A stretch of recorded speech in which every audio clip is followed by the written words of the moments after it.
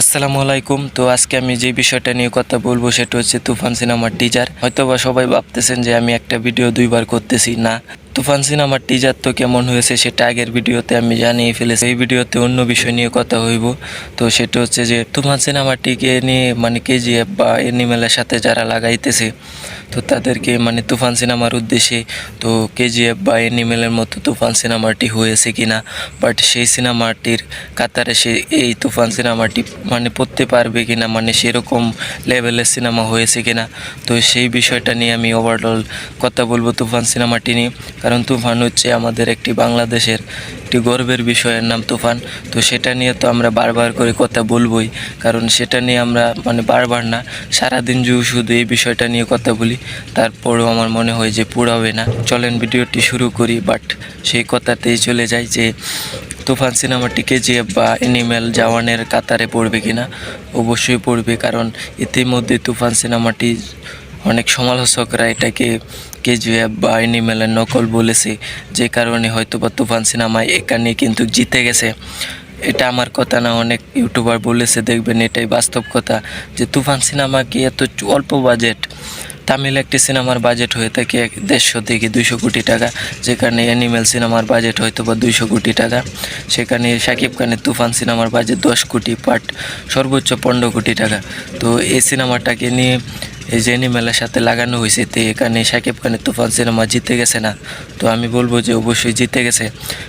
মানে এত ছোটো মানে অল্প বাজেটের এই সিনেমাটা যখন অ্যানিমেলের সাথে গিয়ে যুদ্ধ করতে পারে, অ্যানিমেলের সাথে গিয়ে যে যা লাগানো হয়, মানে এই সিনেমাটা জিতে গেছে তুফান সিনেমাটা। আমি বলবো যে তুফান সিনেমাটা জিতে গেছে, কারণ এই ছোট্ট এই সিনেমাটাকে নিয়ে কেজিএফ বা অ্যানিমেলের সাথে লাগানো হয়েছে। বাট এটার বাজেট বড় বিষয় না, কারণ এটার মেকিংটাই আসল, যে মেকিংটা হয়তো বা দর্শকদের ভালো লেগেছে।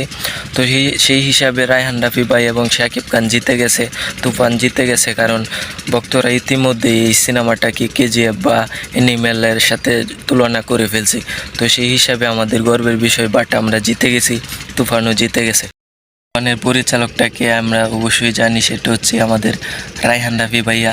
তো এরকম একজন বাঘা পরিচালকের হাতে তো এরকম কাজই হবে। যখন তামিলে আমরা রাজা মল্লিক, তার বাহুবলী এসেছে, তারপর আর পপুলার এসেছে।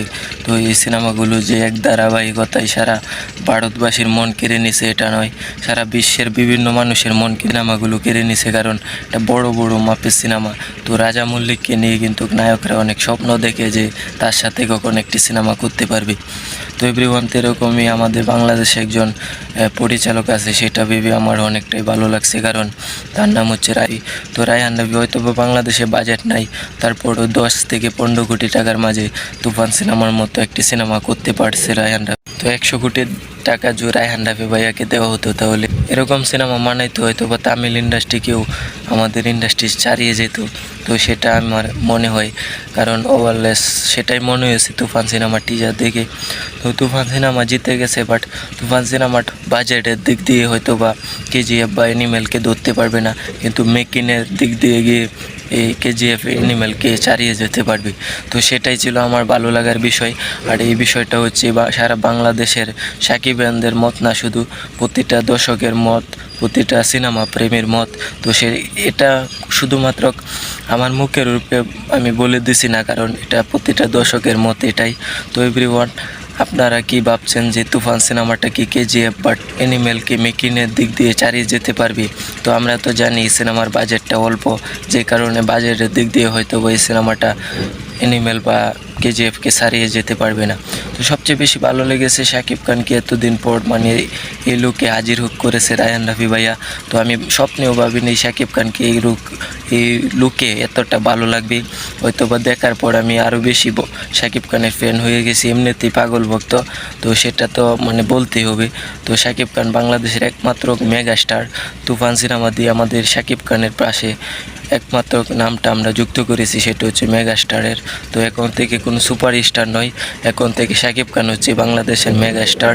শাকিব খান হচ্ছে বাংলাদেশের একটি বাংলাদেশের সবচেয়ে লাস্ট সুপারস্টার শাকিব খান, বাংলাদেশের সবচেয়ে সেরা সুপারস্টার শাকিব খান, বাংলাদেশের সবচেয়ে মেগা স্টার শাকিব খান। তো এভরিওয়ান এই প্রথম বাংলা কোনো নায়কের উপর মেগাস্টার পড়লো, তো সেটা আমার কাছে ওভারলেস ভালো লাগছে। তুফান সিনেমার জন্য অপেক্ষা করতেছি। হয়তোবা তুফান সিনেমাটি অ্যানিমেল এবং কেজিএফকে চারিয়ে এডিটিং বা কাস্টিংয়ের দিক দিয়ে তো তুফান সিনেমাটি সব কিছু আমার এত পরিমাণ ভালো লাগছে যেটা বলার মতো না। তো আপনারা অবশ্যই বারবার করে বলতেছি, কমেন্ট করে জানাবেন যে তুফান সিনেমাটা অ্যানিমেল বা কেজিএফকে চালিয়ে যেতে পারবে কিনা মেকিংয়ের দিক দিয়ে। তো এভরিওয়ান এই ছিল আজকের ভিডিও বা কজেপস। এখন আসছি, কিন্তু সাবস্ক্রাইব করে রাখবেন চ্যানেলটি নতুন হলে পরবর্তী সকল নতুন ভিডিও দেখার জন্যে। তো আসছি, আল্লাহ হাফেজ।